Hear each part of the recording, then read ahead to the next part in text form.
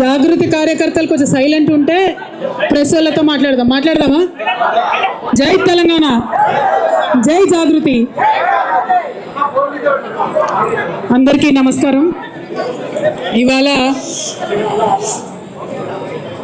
తెలంగాణ జాగృతి సంస్థను ప్రారంభించి దాదాపు 18 సంవత్సరాలు దాదాపుగా కావస్తున్నటువంటి సందర్భం.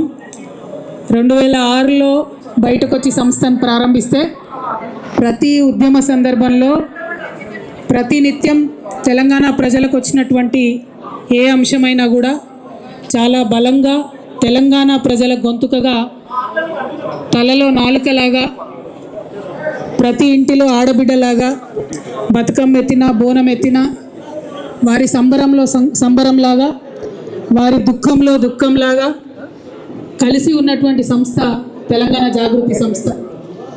తెలంగాణ జాగృతి సంస్థ పుట్టింది ఇద్దరు వ్యక్తుల యొక్క స్ఫూర్తితో.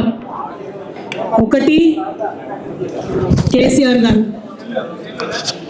రెండు ప్రొఫెసర్ జయశంకర్ గారు. కేసీఆర్ గారు తెలంగాణ రాష్ట్ర సాధన కోసం ఉద్యమించినటువంటి సందర్భంలో మాత్రమే మలిదశ తెలంగాణ ఉద్యమంలో మాలాంటి వాళ్ళందరం కూడా తెలంగాణ రాష్ట్ర అవసరాన్ని ఏర్పాటును గుర్తించి ముందుకు వచ్చి తెలంగాణ ఉద్యమంలో పాల్గొనడం జరిగింది. ఎప్పుడైతే యుఎస్ఏ నుండి ఇండియాకు వచ్చామో ప్రొఫెసర్ జయశంకర్ గారితో ఇంటరాక్షన్ ఏర్పడ్డ తర్వాత వారు మాకు ఆనాడు ఒక డైరెక్షన్ ఇచ్చిండ్రు. రాజకీయ రంగంలో కేసీఆర్ గారు అద్భుతంగా తెలంగాణ ప్రజలకు కావాల్సినటువంటి అంశాలన్నీ కూడా వివరిస్తూ ఉన్నారు, ముందుకు తీసుకెళ్తూ ఉన్నారు. ఇంకొక పక్క సాంస్కృతికంగా వెనుక పడేయబడ్డటువంటి మన ప్రాంతానికి సంబంధించి మాట్లాడాల్సినటువంటి అంశాలు చాలా ఉన్నాయి. ఒక పక్క రచయితలు మాట్లాడుతున్నారు, ఇంకొక పక్క గాయకులు ధూమ్ధామ్ పేరుతో విజృంభిస్తున్నారు. అయినప్పటికీ there is some gap, there is some space, you should think to fill that space అని ప్రొఫెసర్ జయశంకర్ గారు నాకు ఆనాడు దిశానిర్దేశం చేసినటువంటి సందర్భంలో మరి తెలంగాణ జాగృతి అనేటటువంటి సంస్థ ఊపిరి పోసుకోవడం జరిగింది. తెలంగాణ జాగృతి అని పేరు పెడుతున్నామంటే ఆనాడు చాలామంది మేధావులు అసలు తెలంగాణ పేరు లేకుండా పెట్టండి, తెలంగాణ జాగృతి అనగానే మిమ్మల్ని వెంటనే తొక్కేస్తారని కూడా ఆనాడు అనేక మంది చెప్పిండ్రు.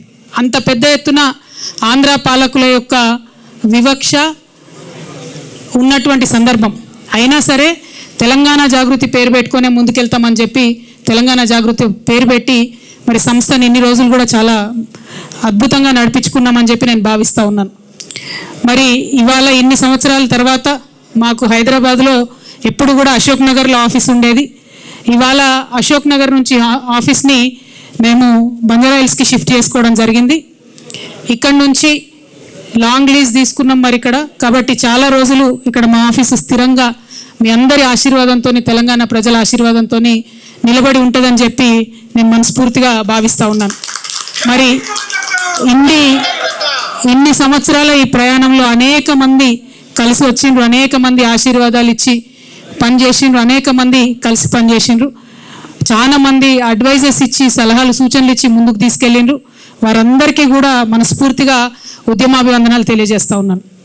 మరి మీ అందరికీ కూడా తెలిసినటువంటి విషయమే, కేసీఆర్ గారు తెలంగాణ రాష్ట్రం సాధించిన తర్వాత, తెలంగాణ రాష్ట్రం ఏర్పడ్డ తర్వాత అద్భుతంగా తెలంగాణ సోయితోని పరిపాలన జరిగింది.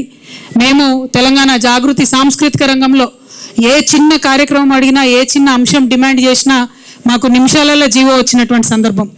చాకల ఐలమ్మ గారిది ఉదాహరణకు అధికారికంగా చేయాలి అంటే ఒకటే సెకండ్లో జీవో వచ్చినటువంటి సందర్భం. మిషన్ భగీరథకు సగరుల ఆరాధ్య దైవమైనటువంటి భగీరథ పేరు పెట్టడం అన్నది మేము అడగకుండానే కేసీఆర్ గారు మాకు ఇచ్చినటువంటి వరం. అట్లా ఏ ఒక్క అంశం తీసుకున్నా సేవాలాల్ మహారాజ్ యొక్క జయంతిని అఫీషియల్గా ప్రభుత్వం నుంచి చేసిన ఏకైక ప్రభుత్వం కేసీఆర్ గారి ప్రభుత్వం భారతదేశంలో. అట్లా ప్రతి ఒక్కరిని కూడా ముందుకు తీసుకెళ్ళి అద్భుతంగా పరిపాలన చేసినటువంటి కేసీఆర్ గారు.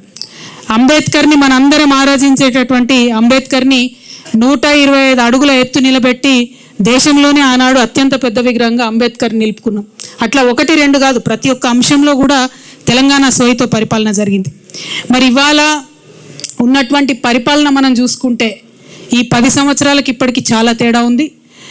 మన కర్మ ఏంటంటే ఇప్పుడున్నటువంటి మన ముఖ్యమంత్రి గారు కనీసం జై తెలంగాణ అని కూడా అన్నారు. ఇవాళ మా తెలంగాణ జాగృతి ప్రారంభించుకున్న ఇక్కడ కొత్త ఆఫీస్ని, స్టేట్ ఆఫీస్ని ప్రారంభించుకున్న సందర్భంగా ఎల్లుండే రాష్ట్ర అవతరణ దినోత్సవం వస్తుంది. నేను రాష్ట్ర ముఖ్యమంత్రి గారిని డిమాండ్ చేస్తూ ఉన్నాను, సీఎం గారు కనీసం ఇప్పటికన్నా మీరు జై తెలంగాణ నినాదం అనండి. ఎల్లుండి రాష్ట్ర అవతరణ దినోత్సవం నాడు కనీసం అమరవీరులకు నివాళులు అర్పించండి అని చెప్పి నేను ముఖ్యమంత్రి గారిని డిమాండ్ చేస్తూ ఉన్నాను. నిజానికి జై తెలంగాణ అనని వాడికి, తెలంగాణ అమరవీరులను తలుచుకున్నటువంటి వారికి, నివాళులు అర్పించని వారికి ఆ కుర్చీలో కూర్చునే అర్హత కూడా లేదు. కానీ తెలంగాణ గ్రహచారం బాగాలేక మరి రేవంత్ రెడ్డి గారు మనకు ముఖ్యమంత్రి అయినరు. ఏదైతే ఉద్యమకారుల మీద గన్ను తీసుకొని పోయిండో అటువంటి వ్యక్తి అలా ముఖ్యమంత్రి అయినరు. కాబట్టి ఇవాళ మేము డిమాండ్ చేస్తూ ఉన్నాం, ఖచ్చితంగా రాష్ట్ర అవతరణ దినోత్సవం నాడన్నా వారు జై తెలంగాణ అనాలని చెప్పి, అమరవీరులకు నివాళులు అర్పించాలని చెప్పి మేము డిమాండ్ చేస్తూ ఉన్నాం. అదేవిధంగా జూన్ 2వ తారీఖు నాడు మరి కాంగ్రెస్ ప్రభుత్వం ప్రకటించింది, రాజీవ్ యువ వికాసం అనే పేరుతోని పథకం తీసుకొస్తామని పేపర్లలో నేను చదివిన. రాజీవ్ గాంధీకి మాకేం సంబంధం అండి? తెలంగాణ రాష్ట్రానికి రాజీవ్ గాంధీ గారికి ఏం సంబంధం? నేను ముఖ్యమంత్రి గారిని డిమాండ్ చేస్తూ ఉన్నా, తెలంగాణ యువకుల కోసం చేపట్టేటటువంటి పథకానికి మీరు ఖచ్చితంగా తెలంగాణ వాదుల పేరు పెట్టాలి. తెలంగాణ రాష్ట్రం ఏర్పడడం కోసం ప్రాణత్యాగం చేసినటువంటి శ్రీకాంతాచారి పేరు పెట్టండి, యాదిరెడ్డి పేరు పెట్టండి, లేకపోతే మహానుభావుడు కాళోజీ పేరు పెట్టండి, కొండా లక్ష్మణ్ బాపూజీ గారి పేరు పెట్టండి, దొడ్డి కొమరయ్య పేరు పెట్టండి, లేదంటే పివి నరసింహారావు గారు మీ కాంగ్రెస్ పార్టీ నుంచే దేశ ప్రధానిగా ఉన్నటువంటి పివి గారి పేరన్న పెట్టి ఆ కార్యక్రమాన్ని ప్రారంభించాలని మేము డిమాండ్ చేస్తూ ఉన్నాం. తెలంగాణ యువ వికాసం అనే పేరుతోని కార్యక్రమం ఉండాలి, కానీ రాజీవ్ యువ వికాసం అనే పేరుతోని కార్యక్రమం ఉండకూడదని, అది కూడా మీరు అవతరణ దినోత్సవం నాడు ప్రారంభిస్తున్నారు కాబట్టి మేము ఈ డిమాండ్ చేస్తూ ఉన్నాం. అదేవిధంగా తెలంగాణ రాష్ట్ర ఏర్పాటులో ఏమాత్రం భాగస్వామ్యం లేనటువంటి అనేక అంశాలను ముఖ్యమంత్రి గారు ప్రతిపాదిస్తున్నారు, కానీ తెలంగాణ రాష్ట్రం యొక్క నీళ్లు తరలించుకొని పోతూ ఉంటే మాట్లాడలేనటువంటి పరిస్థితి ముఖ్యమంత్రిది ఉన్నది. ఎందుకోసం అంటే అక్కడ చంద్రబాబు నాయుడు గారు నదుల అనుసంధానం పేరుతోని బనకచెర్ల రిజర్వాయర్ కడతా ఉన్నాం, మేము పెద్ద బ్యారేజ్ కట్టుకుంటాం, 200 TMC నీళ్లు తీసుకుపోతామంటే కూడా ముఖ్యమంత్రి గారు ఏమీ కూడా అనలేనటువంటి పరిస్థితి ఉన్నది. ఎందుకోసం ఇంత వీక్నెస్ ఉన్నది మీకు? ఎందుకు ఇంత అసక్తత ఉన్నది? ఎందుకు తెలంగాణ ప్రజల కోసం మీరు పనిచేస్తలేరు? పక్క రాష్ట్రం ప్రయోజనాల కోసం మీరు ఎందుకు పనిచేస్తూ ఉన్నారు? ఆనాడు కేసీఆర్ గారు ముఖ్యమంత్రిగా ఉన్నప్పుడు రివర్ లింకింగ్ ప్రాజెక్ట్ ఏదైతే కేంద్ర ప్రభుత్వం ప్రతిపాదించిందో దాన్ని ఖచ్చితంగా తుపాకులగూడెం బ్యారేజ్ దగ్గర నుండి ప్రారంభించాలని కేసీఆర్ గారు ప్రతిపాదించారు. కానీ ఆనాడు కేంద్రం ఒప్పుకోలే, మేము ఇచ్చంపల్లి దగ్గర పెడతాం రివర్ లింకేజ్ అని చెప్పడం జరిగింది. మరి ఇవాళ ఏ మీటింగ్ కాలేదు, ఏ అపెక్స్ కౌన్సిల్ కలవలేదు, కేంద్ర ప్రభుత్వం రాష్ట్ర ప్రభుత్వంతో చర్చలు జరపలేదు. కేవలం చంద్రబాబు నాయుడు గారి డైరెక్షన్లో ఈ రివర్ లింకేజ్ ప్రాజెక్టు పాయింట్ పోలవరంకు తీసుకొని వెళ్ళడం జరిగింది. పోలవరం నుండి 200 TMC గోదావరి నీళ్లను మొత్తం కూడా తీసుకెళ్ళిపోతున్నారు. ఇవాళ గోదావరి కావేరీ లింక్ పేరు మీద చెన్నైకి నీళ్ళు ఇవ్వాలని చెప్పేటటువంటి వంక పేరు మీద గోదావరి నది నీళ్లు పర్మనెంట్గా తెలంగాణకు దూరం కాబోతా ఉన్నాయి. మరి అయినా కూడా ముఖ్యమంత్రి గారు మాట్లాడతలేరు. ఇది చాలా దారుణం. ఎల్లుండి జూన్ 2న తెలంగాణ రాష్ట్ర అవతరణ దినోత్సవం నాడు ముఖ్యమంత్రి గారు ఒక స్పష్టమైన ప్రకటన దీని మీద చేయాలి. అపెక్స్ కమిటీ మీటింగ్ ఇమ్మీడియట్గా పిలవాలని చెప్పి డిమాండ్ చేయాలి. మనకేదైతే 200 TMC నీళ్ళు నష్టపోతామో మన నీళ్ళ మీద మనకు వాటా కావాలని చెప్పి ముఖ్యమంత్రి గారు డిమాండ్ చేయాలని నేను కోరుతా ఉన్నాను. కేసీఆర్ గారు కాళేశ్వరం ప్రాజెక్ట్ ఎందుకోసం కట్టిండ్రు? ఈ 200 TMCల హక్కు మనకు తెలంగాణకు ఉండాలని చెప్పి వారు కట్టిండ్రు.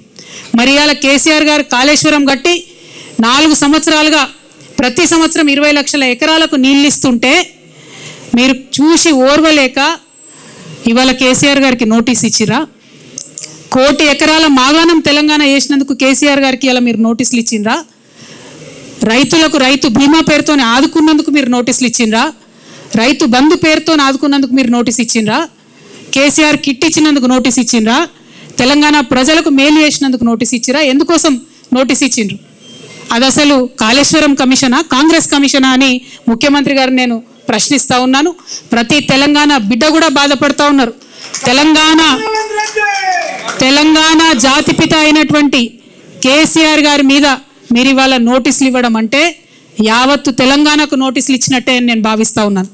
ఎందుకోసం ఈ మాట చెప్తా ఉన్నామంటే ఆ బక్కపల్సటి మనిషి ఒకసారి పిడికిలెత్తి బయలుదేరితేనే ఇవాళ తెలంగాణ రాష్ట్రం వచ్చింది. తెలంగాణ రాష్ట్రం వచ్చింది కాబట్టే మీరు ఇవాళ తెలంగాణ రాష్ట్రానికి ముఖ్యమంత్రిగా ఉన్నారు. అది మర్చిపోయి అటువంటి వ్యక్తికే మీరు ఇవాళ నోటీస్ ఇవ్వడం ఎందుకోసం ఇస్తూ ఉన్నారు? మొత్తం ఈ నోటీస్ ఏంది, కమిషన్ ఏంది, ఈ కథ ఏంది? తెలంగాణ జాగృతి సైనికులంతా కూడా యావత్ రాష్ట్రానికి జూన్ 4వ తారీఖు నాడు ఒక మహాధర్నా చేస్తాం. మేము ఆ ధర్నాలు అన్నీ కూడా వివరిస్తాం. మీ కుట్ర ఏంది, కాళేశ్వరం ఏంది, ఇవన్నీ కూడా వివరిస్తాం. జూన్ 4వ తారీఖు నాడు ఒక మహాధర్నా చేపట్టబోతా ఉన్నాం ఇందిరా పార్క్ దగ్గర తెలంగాణ జాగృతి తరఫున. ఖచ్చితంగా అక్కడ మొత్తం కూడా మీరు ఎట్లా గుత్తేదారులకు వంతబాడుతున్నారు, ఎట్లా తెలంగాణ రైతాంగాన్ని ఎండబెడుతున్నారు, ఎందుకోసం కాళేశ్వరం ప్రాజెక్టు మీరు వాడతలేరు, ఎందుకు నిర్వీర్యం చేస్తున్నారు, ఈ అంశాలన్నీ కూడా తెలంగాణ ప్రజల ముందు బట్టబయలు చేస్తామని చెప్పి ఈ సందర్భంగా మేము తెలియజేస్తూ ఉన్నాం. అదేవిధంగా మీకు తెలుసు తెలంగాణ జాగృతి అనేక కార్యక్రమాలు చేసుకుంటూ వచ్చింది. బీసీ బిల్లు కోసం గత సంవత్సరంన్నరగా మేము పోరాటం చేస్తూ ఉన్నాం. కానీ నిన్ననే ముఖ్యమంత్రి గారు వెళ్ళి మోడీ గారిని కలిసిన దేశ ప్రధానమంత్రిని అనేక ప్రాజెక్టుల గురించి మాట్లాడిన కానీ బీసీ బిల్లు గురించి మాట్లాడలేదు. ఇవాళ బీసీ బిల్లు ఈ రాష్ట్రంలో పెట్టించగలిగినామంటే, ఒకటి కాదు 2 బిల్లులు పెట్టించినామంటే దాంట్లో తెలంగాణ జాగృతి యూపీఎఫ్ పాత్ర ఉందన్న విషయాన్ని తెలంగాణ బీసీ బిడ్డలు ఎప్పుడు కూడా విస్మరించారని చెప్పి సందర్భంగా నేను గుర్తు చేస్తూ, మీరు మర్చిపోవచ్చుగాక కానీ మేము మర్చిపోలేదు. బీజేపీ వాళ్ళకి హెచ్చరిక చేస్తూ ఉన్నాం, మీరు బీసీ బిల్లును డీప్ ఫ్రిడ్జ్లో పెట్టే ప్రయత్నం చేస్తే కొన్ని రోజుల తర్వాత మళ్ళా జాగృతి కార్యాచరణ తీసుకుంటుంది. ఖచ్చితంగా కేంద్రానికి సెగదలిగే విధంగా రైల్ రోకా లాంటి కార్యక్రమాలను కూడా తీసుకొని పెద్ద ఎత్తున ముందుకెళ్తామని చెప్పి బీసీలకు 42% రిజర్వేషన్లు లోకల్ బాడీ ఎన్నికలు పెట్టే లోపలనే తెలంగాణ జాగృతి తరఫున పోరాటం చేసి సాధించుకుంటామని కూడా ఈ సందర్భంగా తెలియజేస్తా ఉన్నాం. అట్లానే తెలంగాణ మహిళలకు మీరు ప్రామిస్ చేసినటువంటి 2500 రూపాయలు ఏదైతే ఉందో అది సాధించే వరకు కూడా తెలంగాణ జాగృతి విశ్రమించకుండా కూడా పోరాటం చేస్తుందని ఈ సందర్భంగా తెలియజేస్తున్నాం. తెలంగాణ స్టూడెంట్స్కి, ఆడపిల్లలకు ముఖ్యంగా మీరు ఇస్తామన్న స్కూటీలు ఇవ్వకుండా చేస్తున్నటువంటి మోసాన్ని కూడా ఖచ్చితంగా ప్రతి కాలేజ్కు, ప్రతి విద్యార్థి దగ్గరికి తెలంగాణ జాగృతి విద్యార్థి విభాగం నుంచి వెళ్ళి పోరాటం చేసి సాధించుకుంటామని కూడా ఈ సందర్భంగా తెలియజేస్తా ఉన్నాం. తెలంగాణ జాగృతి నుండి మైనారిటీ హక్కుల కోసం కూడా పెద్ద ఎత్తున ఉద్యమం చేస్తాం.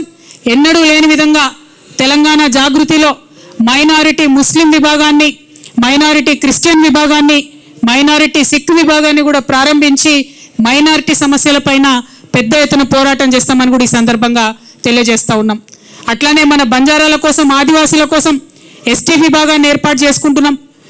మేము గత 13 ఏళ్ల కింద తెలంగాణ జాగృతి నుంచి ఉద్యమించి పోరాటం చేస్తేనే ఇవాళ అసెంబ్లీలో అంబేద్కర్ బొమ్మ అక్కడ నిలబడి ఉన్నది.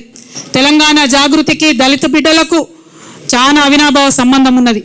అందుకే సపరేట్గా ఒక ఎస్సీ విభాగాన్ని కూడా ఏర్పాటు చేసి దళితులకు ఉండేటటువంటి సమస్యల మీద పోరాటం చేస్తామని ఈ సందర్భంగా నిర్ణయం తీసుకుంటా ఉన్నాం.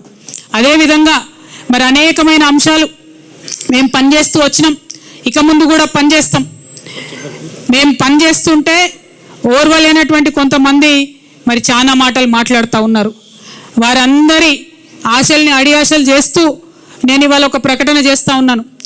కేసీఆర్ గారికి 2 కళ్ళలాగా ఒక కన్ను బీఆర్ఎస్ అయితే ఇంకో కన్ను జాగృతి అయి నిలబడుతుందని చెప్పి ఈ సందర్భంగా మేము తెలియజేస్తూ ఉన్నాం. కేసీఆర్ గారి మీద ఈగ వాలితే కూడా ఊరుకోము. రేవంత్ రెడ్డి గారు ఆనాడే మీరు గన్ను పట్టుకొని ఉద్యమకారుల మీదకి పోతే మిమ్మల్ని చుక్కలు చూపించినాం. భయపడి తెలంగాణలో తిరగలేక మీరు గన్ను పట్టుకొని ఆనాడు తిరిగిండ్రు. ఇదే బీజేపీ నాయకులు తెలంగాణ రాష్ట్ర సాధనలో వెనుక ఉంటే ఆనాడు ఎండల లక్ష్మీనారాయణ లాంటి వాళ్ళు ఒకరో ఇద్దరో ముందుకొచ్చి రాజీనామా చేస్తే ఇదే తెలంగాణ జాగృతి గల్లీ గల్లీ తిరిగి నిజామాబాద్లో తెలంగాణ వాదాన్ని నిలబెట్టుకున్న విషయాన్ని కూడా గుర్తు చేస్తున్నాం. ఇవాళ అంశాలన్నీ మరిచి బీజేపీ వాళ్ళు తెలంగాణ కోసం ఒక్క మాట కూడా మాట్లాడకుండా 8 మంది ఎంపీలను గెలిపించిన నీళ్లు మనవి తరలించకపోతుంటే మాట్లాడకుండా ₹1 నిధులు కూడా కేంద్ర బడ్జెట్ నుంచి మాకు ఇవ్వకుండా మీరు చేస్తూ ఉన్నారు. ఖచ్చితంగా బీజేపీ వాళ్ళు ఒకవేళ బీసీ బిల్లు మీద మీరు ముందడుగు వేయకపోయినా, గోదావరి జలాలలో మన వాటాను కాపాడకపోయినా మళ్ళీ తెలంగాణ జాగృతి పవర్ ఏందో ఖచ్చితంగా చూపిస్తాం అని చెప్పి ఈ సందర్భంగా తెలియజేస్తూ, మరి ఇన్ని రోజులు అనేకమైన అంశాల మీద పోరాటం చేసినటువంటి జాగృతి సంస్థ ఇంకా పెద్ద ఎత్తున విస్తరించుకొని తెలంగాణ ప్రజల దీవెనలతోని ముందుకు వెళ్తామని సందర్భంగా తెలియజేస్తూ మరి మేము కొత్త ఆఫీస్ ఇక్కడ ఏర్పాటు చేసుకున్న సందర్భంగా తెలంగాణ తల్లులందరి దీవెన కూడా మాకు ఉండాలని చెప్పి తెలంగాణ అన్నదమ్ములందరి యొక్క సహాయ సహకారాలు కూడా మాకు ఉండాలని చెప్పి మనస్ఫూర్తిగా నేను కోరుకుంటూ ఇంత పెద్ద ఎత్తున ఇక్కడికి వచ్చి మా ఆఫీస్ని సందర్శించి మాకు చేయూతనిచ్చినటువంటి మీడియా మిత్రులందరికీ కూడా మనస్ఫూర్తిగా నేను ధన్యవాదాలు తెలియజేస్తూ మరి మా మహాధర్నా యొక్క పోస్టర్ని కూడా ఇప్పుడు రిలీజ్ చేసుకుంటామని ఈ సందర్భంగా తెలియజేస్తున్నాను. Thank you. జై తెలంగాణ, జై జాగృతి, జై కేసీఆర్, జై తెలంగాణ.